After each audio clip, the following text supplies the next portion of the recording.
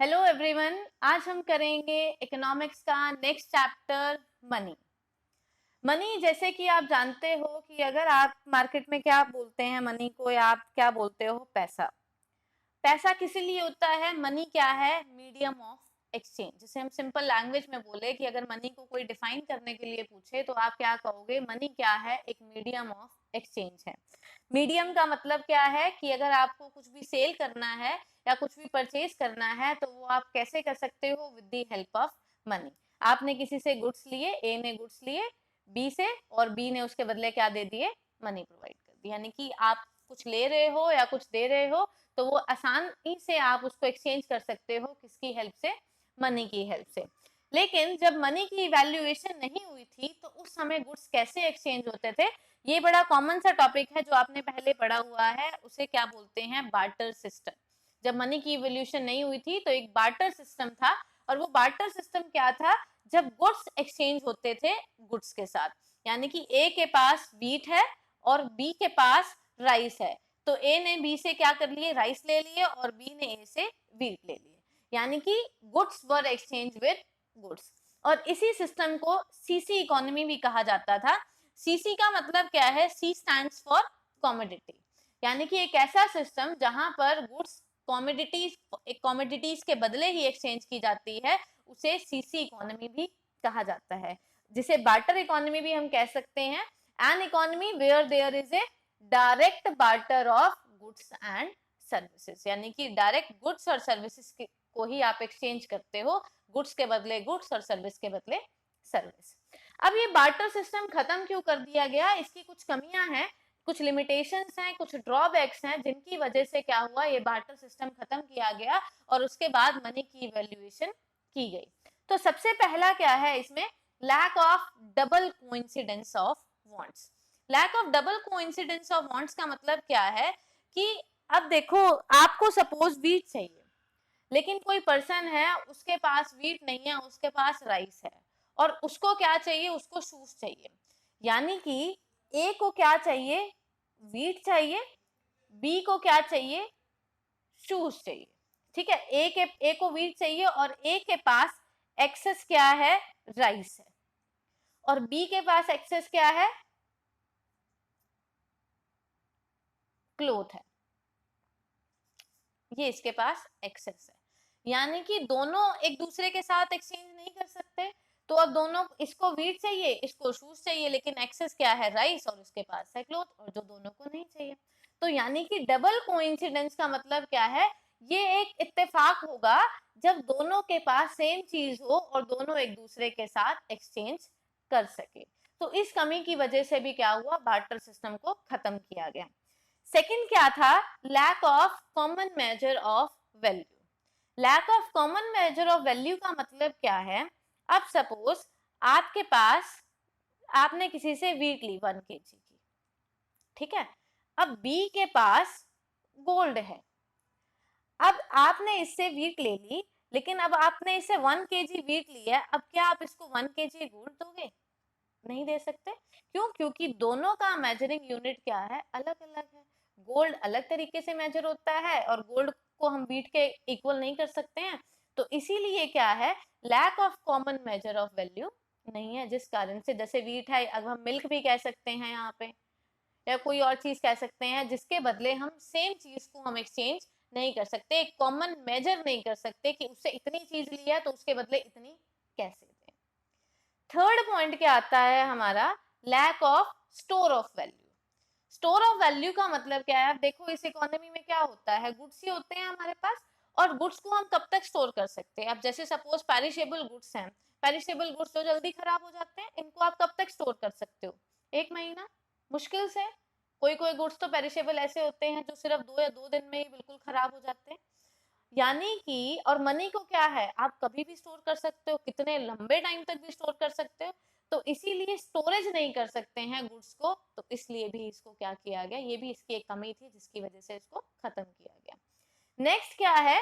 Standard of deferred payment. अब deferred का मतलब क्या होता है? फ्यूचर पेमेंट, जो आपने अकाउंट्स में भी पढ़ा हुआ है, डेफर्ड एक्सपेंडिचर वर्ड आता है आपके। डेफर्ड पेमेंट का मतलब फ्यूचर में पेमेंट।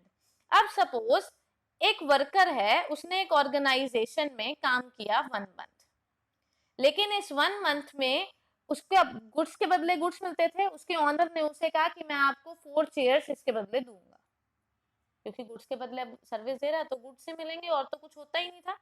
लेकिन इसने क्या किया, इस वर्कर ने 1 मंथ में 20 डेज ही काम किया सिर्फ। अब 10 डेज क्या ली इसने, लीव। अब 10 डेज लीव ली, तब वो 4 चेयर में से किस तरह से उसको पेमेंट करेगा, तो पेमेंट करने में दिक्कत हुई। अब उसको कैसे चेयर देगा, 3 चेयर देगा तो किस हिसाब से देगा, अब चौथी चेयर को आधा टुकड़ा करके भी नहीं दे सकता। तो यानी कि जब कोई फ्यूचर में पेमेंट करनी होती है तो उसकी वजह से, अब जैसे सपोज कोई एप्पल लिया, आपने उसको कहा कि 1 महीने बाद दे दूंगा, तो 1 महीने बाद क्या आप उसको वैसा सेम एप्पल प्रोवाइड कर सकते हैं, नहीं। तो इस कमी की वजह से भी क्या हुआ, बार्टर सिस्टम को खत्म किया गया। उसके बाद नेक्स्ट आती है मनी की डेफिनेशन। अब मनी क्या है, ये प्रॉब्लम्स क्रिएट हुई बार्टर सिस्टम में, इसीलिए मनी को इवैल्यूएट किया गया। मनी क्या है, is anything which is generally accepted as a medium of exchange, यानी कि जो मीडियम ऑफ एक्सचेंज एक्सेप्ट किया जाता है, मेजर ऑफ वैल्यू है जिसको आप स्टोर भी कर सकते हो और फ्यूचर में पेमेंट भी कर सकते हो। यानी कि जो जो कमियां बार्टर सिस्टम में थी, वो सारी कमियां क्या हुई, मनी ने दूर कर दी। तो इसीलिए वो उसके डेफिनेशन में आ गया कि मनी एनीथिंग है जिसके बदले आप कुछ भी एक्सचेंज कर सकते हो, जिसकी एक मेजर वैल्यू है, जिसको आप स्टोर कर सकते हो और फ्यूचर में भी आसानी से पेमेंट कर सकते हो। उसके बाद इसके 2 फंक्शन हैं जो अब सिलेबस में नहीं है, और 2 फंक्शन क्या हैं, एक प्राइमरी फंक्शन होता है और एक सेकेंडरी फंक्शन होता है। प्राइमरी का मतलब क्या होता है कि जो सबसे जरूरी फंक्शन है, यानी कि मीडियम ऑफ एक्सचेंज, मनी की सबसे ज्यादा जरूरत किस लिए आ रही थी, क्या कमी आ रही थी कि मीडियम एक्सचेंज करने के लिए कुछ नहीं था, और दूसरा एक मेजरमेंट ऑफ वैल्यू। तो ये दोनों हमारे प्राइमरी में आते हैं, और सेकेंडरी में हमारा आता है स्टोरेज और डेफर्ड पेमेंट। तो ये 2 फंक्शन है, प्राइमरी और सेकेंडरी। ये कभी आपका 1 मार्क में आ सकता है, जनरल, या कोई भी पूछ सकता है प्राइमरी और सेकेंडरी क्या होता है। सिर्फ हमें ये नाम पता होने चाहिए कि 2 फंक्शन हमारे प्राइमरी में है और 2 हमारे सेकेंडरी में। उसके बाद इस चैप्टर का लास्ट टॉपिक आता है हमारा मनी सप्लाई, जिसके ऊपर हमेशा या तो इसकी डेफिनेशन आएगी या इसके जो मेजर्स हैं नीचे वो आएंगे।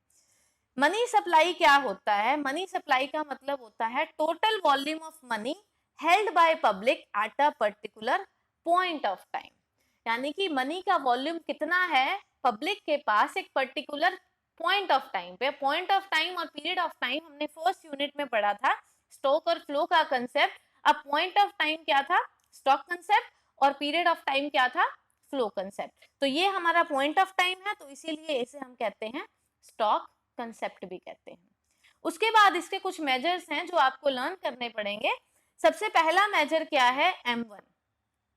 M1 किसके इक्वल होता है, करेंसी एंड कॉइन, जितनी भी करेंसी है, जितने भी कॉइन्स हैं जो लोगों के पास है, plus demand deposit of commercial bank. Commercial bank कौन से होते हैं, जो भी आपके पास, आपने बैंक सुने हैं, जैसे वो PNB बैंक है, कैनरा बैंक है, ICICI बैंक है, HDFC बैंक। और डिमांड डिपॉजिट क्या होता है, वो डिपॉजिट यानी कि वो पैसा जो आप कभी भी चेक के थ्रू, ATM के थ्रू, नेट बैंकिंग के थ्रू पैसा निकाल सकते हो, उसे डिमांड डिपॉजिट बोलते हैं। प्लस क्या है, other deposit with RBI। RBI के पास कोई भी जो डिपॉजिट्स हैं वो सारे डिपॉजिट किस में आते हैं, M1 में आते हैं। सेकेंड हमारा मेजर क्या है, ये किसके इक्वल है, M2। M1 यानी कि जो M1 में ये तीनों चीजें थी, plus saving deposit with post office saving bank, यानी कि जितने भी पोस्ट ऑफिस में सेविंग डिपॉजिट हैं, सेविंग कर रखी यानी कि पोस्ट ऑफिस में, ये चेकेबल थे। और आपको पता है पोस्ट ऑफिस में कोई भी चेक वगैरह इशू नहीं होते हैं, तो ये क्या है, ये लिक्विड ज्यादा होते हैं और ये उससे लिक्विड कम होते हैं, यानी कि आप कैश नहीं करा सकते हो ना, क्योंकि चेक से पेमेंट नहीं कर सकते हो। थर्ड क्या आता है, M3।